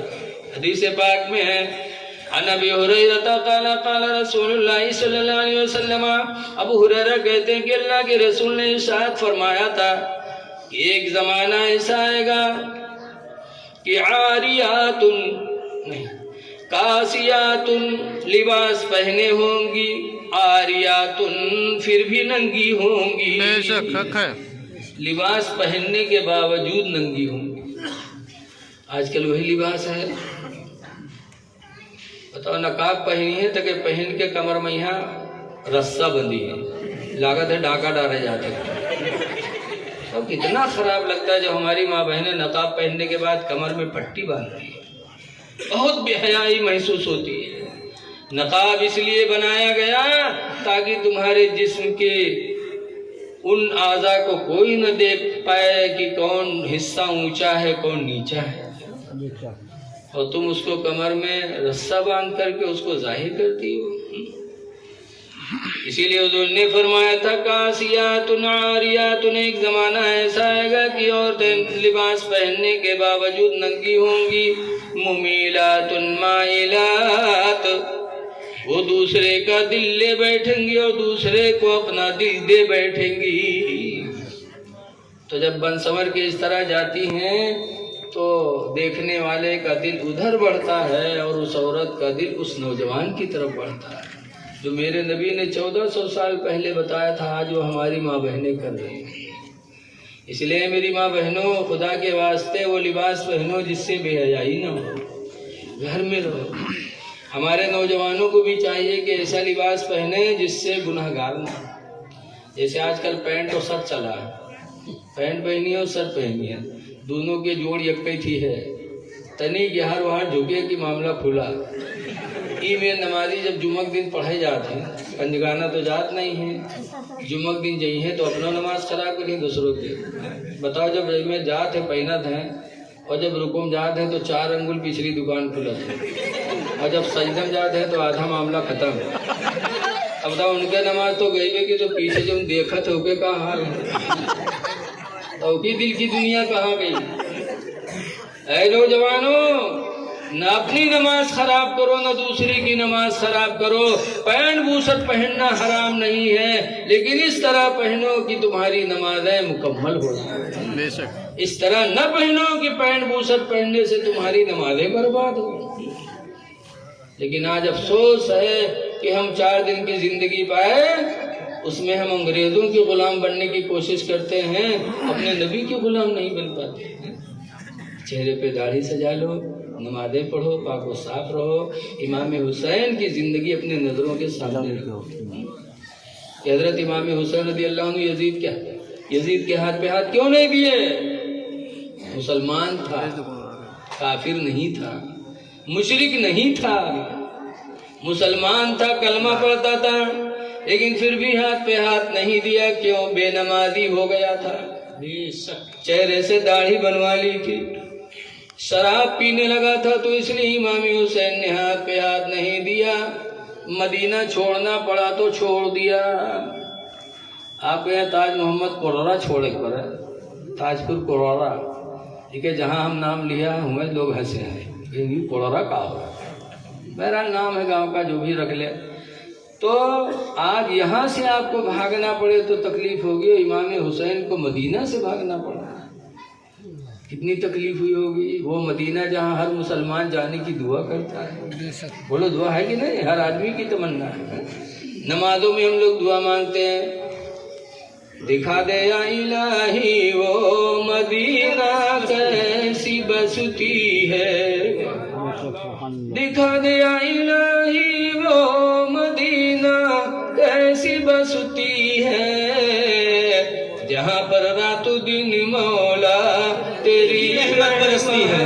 سبحان اللہ سبحان اللہ۔ نعرے تکبیر، نعرے رسالت، علماء اہل سنت، جشن عید میلاد النبی، نعرے تکبیر، نعرے رسالت۔ سبحان اللہ سبحان اللہ۔ اس لیے لوگوں، امام حسین نے مدینہ چھوڑا، مکہ چھوڑا، کوفہ گئے، جان دینی پڑی، جان دے دیا، لیکن یزید کے ہاتھ پہ ہاتھ نہیں دیا۔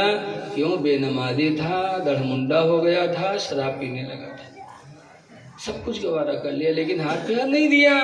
اے لوگوں، اگر ہم نے بھی نمازیں چھوڑی، کلمہ وہ بھی پڑھتا تھا، کلمہ ہم بھی پڑھتے ہیں، اگر ہم نے بھی نمازیں چھوڑی، داڑھی مڈائی اور شراب کے کنارے کہیں چلے گئے تو قیامت کے دن کہیں امام حسین دھتکار نہ دیں۔ ضرور دھتکاریں گے، اللہ کے رسول دھتکاریں گے تو ہماری تمہاری شفاعت کون کرے گا؟ اس لیے اگر مرنے کے بعد نبی کی شفاعت چاہتے ہو، قبر میں نبی کی مدد چاہتے ہو تو خدا واسطے 4 دن کی زندگی اللہ نے دی ہے، پاک و صاف رہ لو، نماز پابندی سے پڑھ لو، چہرے پہ داڑھی رکھا لو۔ داڑھی قبر میں روشنی کا ذریعہ ہے۔ حدیث شریف میں جس کے چہرے پہ داڑھی ہوگی انشاءاللہ اس کی قبر منور ہوگی۔ سبحان اللہ۔ قبر بڑی اندھیری کوٹھری ہے، اس لیے داڑھی رکھا لو۔ ایک زمانہ تھا کہ لوگ سمجھتے تھے کہ جو مسلمان ہوگا وہ داڑھی کہاں بنائے گا۔ بہت دن پہلے کی بات بتا رہا ہوں کہ امیر خسرو مرزا غالب، ایک بہت بڑے شاعر گزرے ہیں مرزا غالب دہلی کے، ان کی ایسی شاعری تھی کہ آج بھی شاعروں کو لوگ دیکھنے کے لیے متمنی ہوتے، جیسے ہمارے حضرت لوگ ہیں۔ مرزا غالب بہت بڑے شاعر تھے، ان کی شاعری دوسرے ملکوں میں گئی تو کابل کے لوگوں کے دل میں تمنا ہوئی کہ ایسے شاعر کی زیارت کی جائے، تو ایک آدمی کابل سے چل کر ہندوستان آئے، کس کو دیکھنے کے لیے؟ مرزا غالب کو دیکھنے کے لیے۔ اور جب مرزا غالب کے دروازے پر وہ کابلی مسلمان پہنچا تو دیکھا کہ مرزا غالب لیے مسین اچھیلت رہا ہے اسے،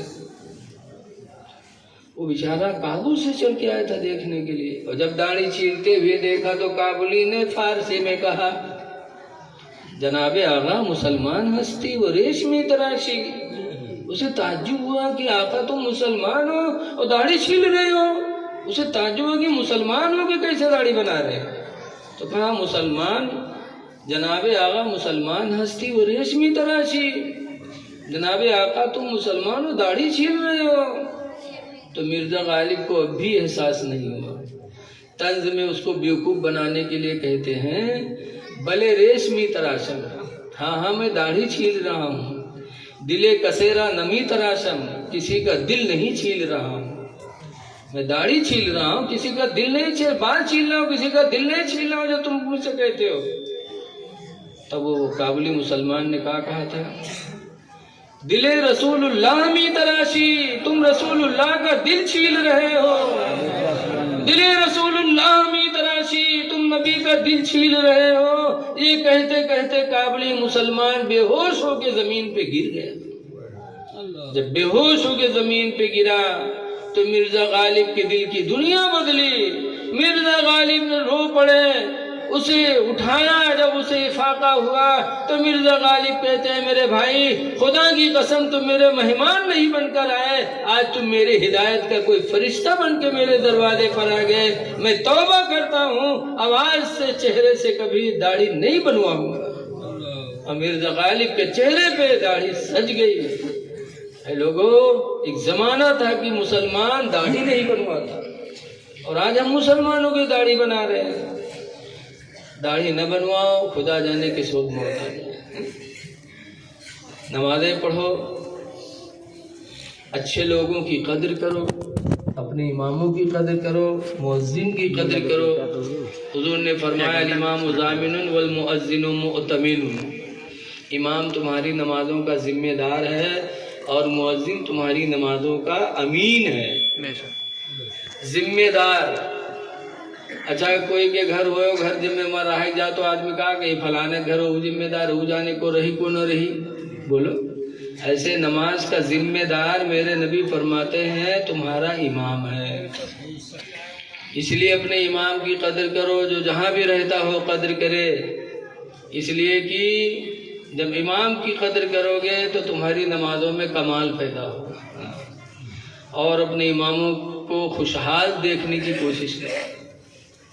آج کل تو بڑی تکلیف ہے، اگر مولوی کو بڑھیا کرتا پائجامہ پہن لیے چلو کاغذ ہیں لاگت کو رسید کے ہاتھ آئے گئے دبا چندہ کی حصہ معلوم، اور اگر پھٹا پرانا کپڑا پہن لے تو کہیں جاؤ مولوی بنائے، کہا فائدہ، دیکھو نا کپڑا نہیں جو ہاتھ ہے، کہا فائدہ مولوی آنا پڑا ہے، مولوی کو کونو لنگما کل نہیں۔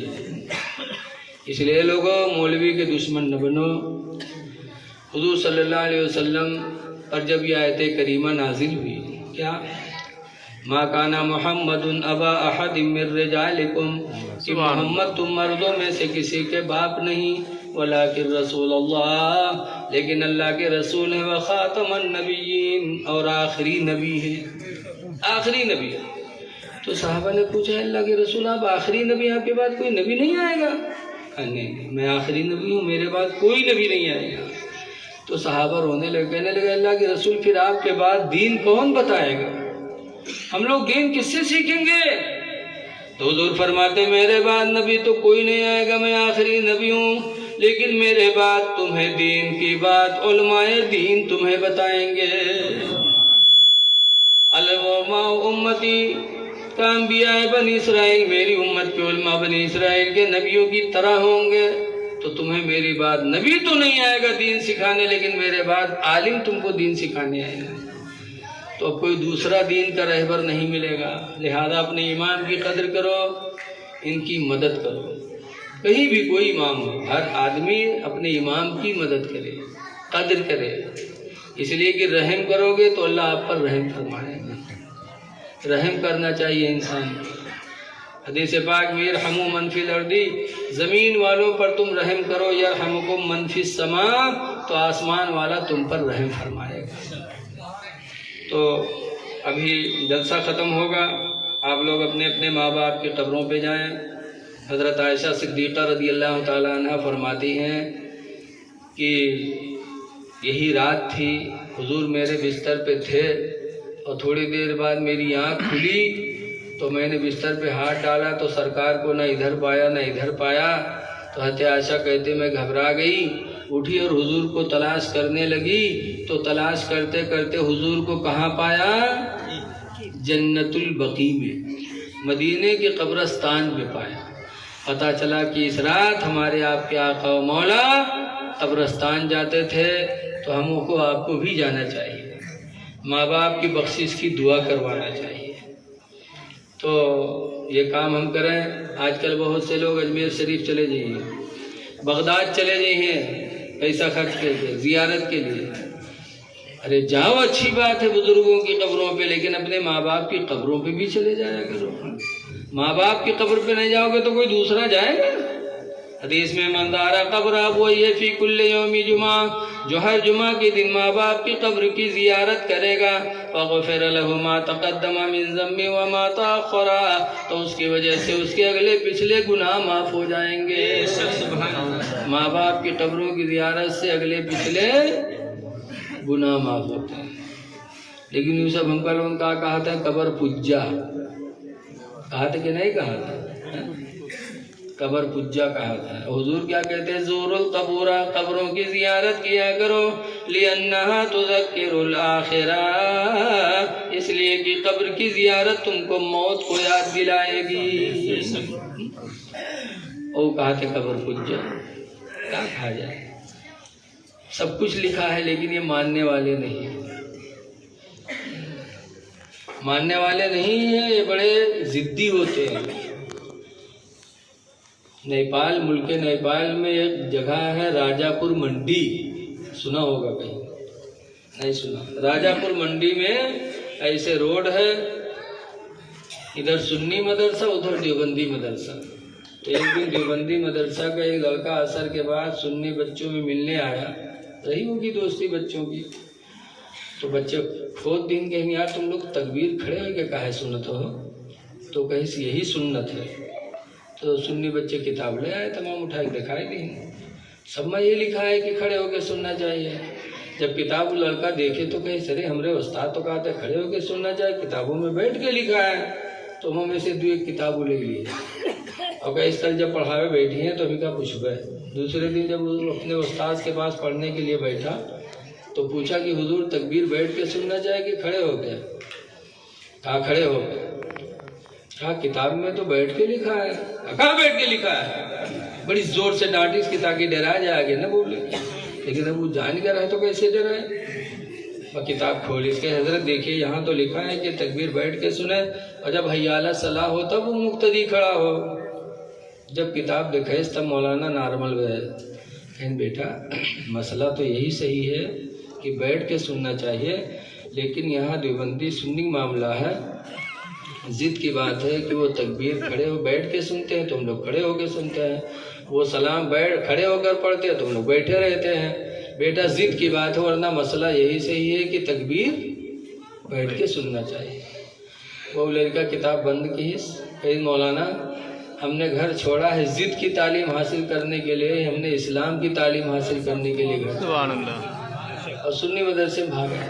تو یہ ضدی ہیں، ضدی جانتے سب کچھ ہے، ضدی ہیں، ان کی مثال تو ایسے ہے، ضد نہیں کرنا چاہیے، ضدی کا انجام بہت برا ہوتا ہے۔ ایک نواب صاحب رہے اور ان کے ایک نوکر رہا جن کے نام رہا بدھو۔ تو نواب صاحب کے سسرال سے بلاوا ہوا، ہر آدمی کے سسرال سے بلاوا ہوا تھا، نوابوں کے سسرال سے بلاوا ہوا۔ تو نواب صاحب بدھو سے کہیں یار سسرال سے بلاوا ہوا ہے یار، تو کہیں چلو چلا جائے، تو کہیں چلتا ہے لیکن میرا پیجامہ بہت گندا ہے۔ تو بدھو کہے تو ہمارا پیجامہ صاف ہے، آپ ہمارا پہن لو، ہم آپ کے پہن لی، ہم نوکر چاکر آدمی گندا ہے تو ہم چلی۔ نواب صاحب کہیں نہیں یار، سسرال میں اگر کوئی جان گیا کہ نواب اپنے بدھو پیجامہ پہن کے آئے ہیں تو کتنی بڑی بے عزتی ہوئی۔ بدھو کہے پیجامہ ہمارا جب ہم نہ بتائے تو کوئی کیسے جانی پہنو، پہنا ہی دیس۔ اس کے بعد ان کے پیجامہ اپنا پہنے، سو نواب صاحب سسرال میں پہنچے تو نواب صاحب کے لیے دروازہ کھل گیا، اندر چلے گئے، بدھو کے لیے بیچارے باہر چار پر بھی باہر بیٹھا لیٹا بیٹھا۔ گاؤں والوں کو پتہ چلا کہ سسرال نواب صاحب آئے ہیں تو کچھ لوگ ملنے آئے، تو بدھو باہر، تو ملنے والوں نے بدھو کو سلام کیا، پوچھا بدھو بھائی نواب صاحب کہاں ہیں؟ تو بدھو نے کہا اگر ان سے ملنا ہے تو اندر چلے جاؤ، اور اگر ان کے پیجامے سے ملنا ہے تو ادھر مل لو۔ اب ان کا لوگوں بڑا تعجب ہوا کہ نیو کون بات ہے، ان بات ایسے اگر ان سے ملاقات کرا تو اندر ان کے پیجامہ سے ملا تو ادھر مل لو۔ اب نواب صاحب سنی تو بہت آگ میں بولا، لیکن کریں کیا بیچارے۔ جب گاؤں والے مل کے چلے گئے تو نواب صاحب نگرے کا مارے لگے، کہیں کمینہ کہیں کا میری بے عزتی کر دیا، ارے معاف کر دیجیے نواب صاحب معاف کر دیجیے، پہلی غلطی بھول گیا، اللہ معاف کرتا آپ کو معاف کر دے۔ خیر معاف کر دیا۔ پھر کچھ لوگ ملنے کے لیے آئے، جب ملنے کے لیے آئے تو بدھو باہر، تو لوگوں نے پوچھا بدھو بھائی نواب صاحب کہاں ہیں؟ تو بدھو کہیں نواب صاحب تو اندر ہے لیکن ایک بات سن لو، کہیں کہا کہ نواب صاحب سے سب بات کی ہو، ہر بات پوچھے، لیکن ان سے ان کے پیجامہ نہ پوچھو، کہیں پیجامہ نہ پوچھو، کہیں نہ بابا پیجامہ نہ پوچھو، باقی سب بات پوچھو۔ اب نواب صاحب اور بہت کھپا۔ جب لوگ مل کے گئے تو نواب صاحب نکلے پھر مارے بھگاوے لگے۔ تو بدھو کہتے ارے صاحب منع تو کر رہا تھا کہ پیجامہ نہ پوچھنا، کہٹ نہ لائے پھر پیجامہ بتا رہا۔ اچھا حضور معاف کر دیجئے، پیجامہ کا نام زبان پہ نہیں آئے گا۔ خیر بات چلی گئی، اندر ہو گئے نواب صاحب، پھر کچھ لوگ ملنے کے لیے آئے۔ جب پھر کچھ لوگ ملنے کے لیے آئے، بدھو نے دیکھا تو بدھو نے اپنا سر نیچے جھکا دیا۔ اب سب آئے، کہا تھا نواب بدھو بھائی نواب صاحب کہاں ہیں؟ بدھو ایک چپ ہزار چپ۔ پھر پوچھے ارے بدھوا بولنا رہے نواب صاحب کہاں ہیں؟ ارے بدھو چپ، گردن لٹکائے بیٹھے۔ کچھ لوگ آئے اسے کھڑکے بتاؤ نا بدھوا کہاں ہے؟ ارے نواب صاحب کہاں ہیں؟ ہم جانے کہاں ہے، جب ان کے ہم پیجامہ نہیں بتا سکے تھے تو ان کا کیسے بتا سکے؟ بس نواب صاحب نکلو کا مار پیٹ کے بھگے گئے۔ تو محمد مصطفیٰ اعظمی اپنی کتاب میں لکھتے ہیں کہ ضدی کا انجام بہت خراب ہوتا ہے، ضد نہیں کرنا چاہیے کسی معاملے میں۔ اگر حق معاملہ معلوم ہو جائے تو اس کو قبول کرنا۔ دعا ہے کہ اللہ تعالیٰ اس محفل کو قبول کرے۔ دیکھیے مدرسہ جامعہ رضویہ عرفان القرآن یہ ہم پہلے پڑھاتے تھے، وہاں سے چلے آئے نانپارہ، گرانٹیڈ ہوا، لیکن اب بھی اس کو چلا رہے ہیں۔ تو 15 مارچ کو ہمارے مدرسہ جامعہ رضویہ عرفان القرآن میں سالانہ جلسہ ہے۔ تو اب ہم نانپارہ پڑھانے کی وجہ سے، جلسے جلوس میں جانے کی وجہ سے کوئی خدمت وہاں کی نہیں کر پاتے۔ مفتی شہزاد صاحب جامعۃ الرضا کے آ رہے ہیں کھنہ پوروا، جہاں کھنہ پوری کے نام سے ہم کو لوگ جانتے ہیں، تو وہاں جامعہ رضویہ عرفان القرآن ہے۔ 15 مارچ کو سالانہ جلسہ ہے۔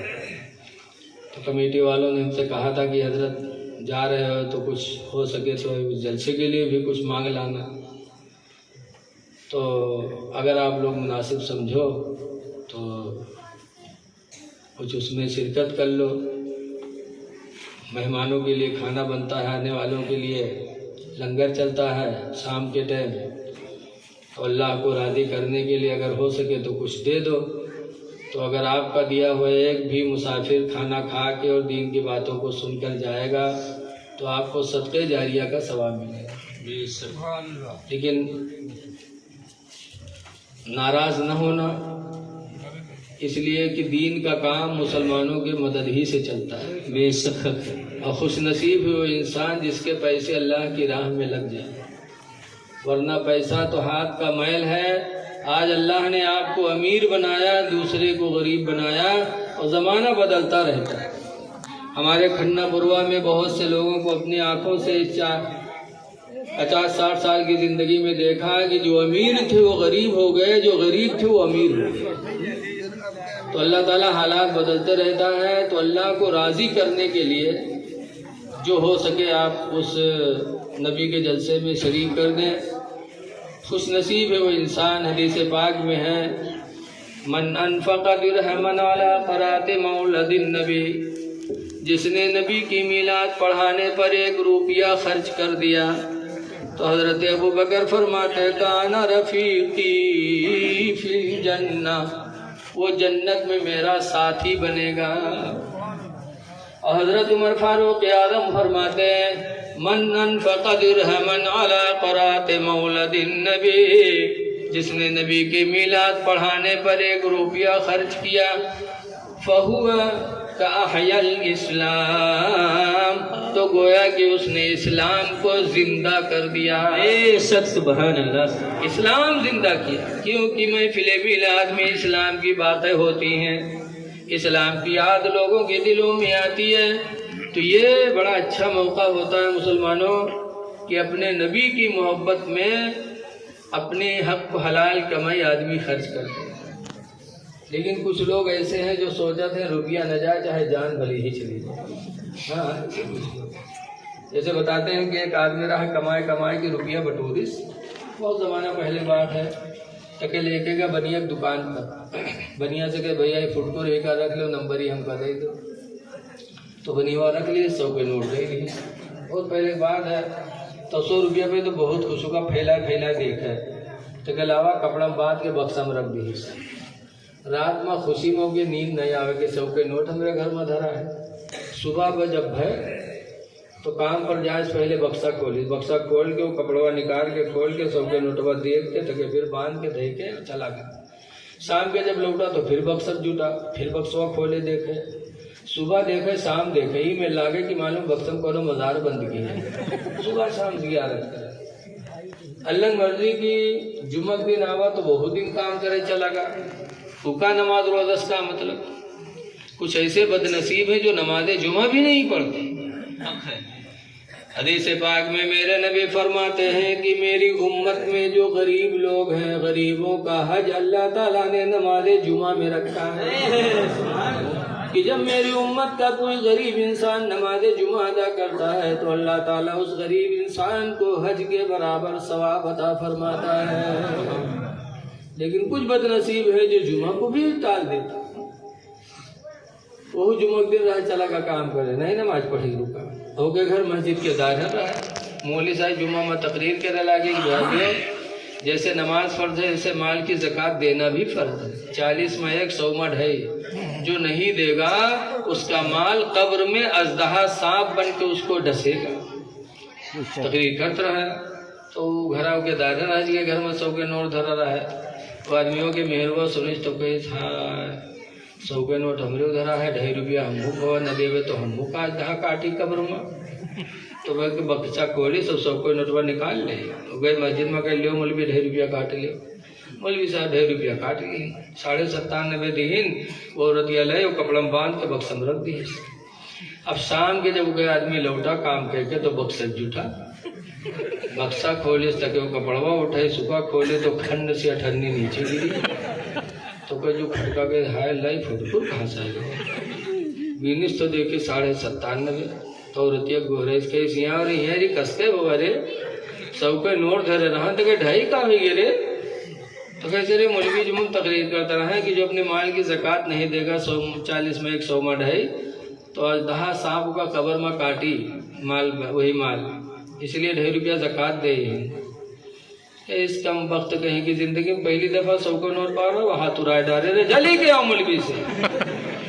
تو کہیں اللہ نام پر دیکھے ہیں تو کہ مانگے جی لے آؤ نہیں ہم گھر چھوڑ کے 2.5 روپیہ کھاتے.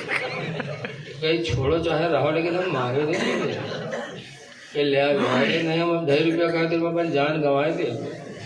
کہیں مر جاؤ لیکن ہم مانگے نہ جی کہیں مرے جائی تھے کہیں مری جا گھر سے باہر نکلا وہ گرے گا اور گرا ہاتھ پر ڈھیل کے دی. بہت بڑا مکار رہا ہے. اب کہ ہاتھ اٹھاوے تو اٹھے اور جیسے چھوڑے وہ بھد سے نیچے گر جائے. پیر اٹھاوے تو اٹھے چھوڑے وہ بھد سے نیچے. تو سب کہیں گے یار صحیح بات مری گا ہو. تو اب کہ تجہیز و تکفین کی تیاری ہو جائے. قبر کھد گئے کفن آئے گا کہ نہائے بھی لیے. بہت بڑا مکار رہا ہے.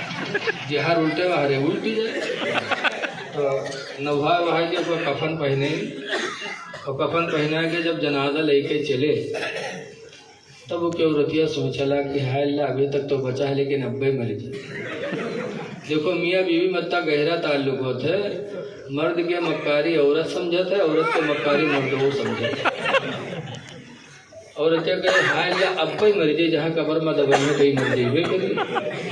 تب عورتیا کہ نہیں برداشت ہوا تو گھر سے نکل کے بھاگ گئے. کہے میرے بھائیو اللہ کے واسطے میرے آدمی کا جنازہ رکھ دے دور ہو جاؤ آخری بات ہے ذرا ہم کچھ کہہ لیں.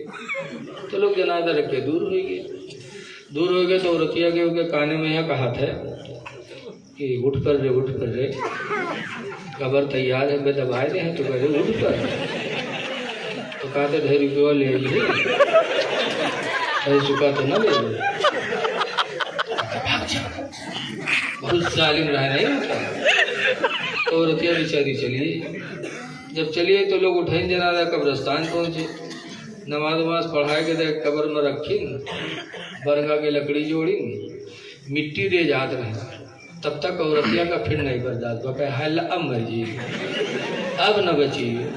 تو پھر دوڑی اے بھائی اللہ کے واسطے ذرا تھوڑی دیر اور رک جاؤ ہمارے آدمی کا جنازہ ہے ذرا دور ہو جا ذرا آخری بار ہم کچھ بات کہہ لی. تو پھر لوگ دور ہو گئے. تو عورتیا قبر میں اتری اور اتر کے پھر کے کانے میں کہا تھا اٹھ کر رے لکڑی جوڑ کے ہی پہ پاٹ دے ہیں اٹھ کر رے. تو کہا تھے کہ 2.5 روپیہ لے ہی 2.5 تو نہ لے جائے. تو کہا تھے پاٹ دے. بہت ظالم رہا نہیں نکلا. 2.5 روپیہ کھاتی جان دے گی نہیں نکلا. تو وہ عورتیا باہر رہی. تو لوگ پوچھیں کہا ہوا کچھ بات چیت ہے. تو عورتیا کہیس کہ ہاں ہمارا آدمی ہم سے وصیت کی سے کہ ہم مر گئے کوئی نیکی نہیں کہہ پاوا ہے لہذا ہمارے گھر مسجد کے نام بینامہ کہہ دیا. جب وہ سنی تب کھڑبڑا کے کودا کہیں سارے اٹھائی گیری 2.5 روپیہ کھا دے جان گوائے دی تھے. تو گھروں مسجد میں کھجات رہے کم وقت پہنچ. ایسے لوگ دنیا میں پڑے ہیں کہ روپیہ نہ جائے چاہے جان بھلے ہی چاہیے. لیکن اے لوگوں اللہ دے تو اللہ کے نام پر دینا چاہیے. اللہ دے تو اللہ کے نام پر دینا چاہیے. دعا ہے آپ لوگوں کے اس صدقات کو اللہ قبول فرمائے اور حضور صلی اللہ علیہ وسلم کے سالانہ جلسے جشن رحمت عالم کا صدقہ اللہ آپ کو نصیب فرمائے۔ السلام علیکم ورحمۃ اللہ وبرکاتہ۔ کھڑے ہو جائیے، صلاۃ و سلام۔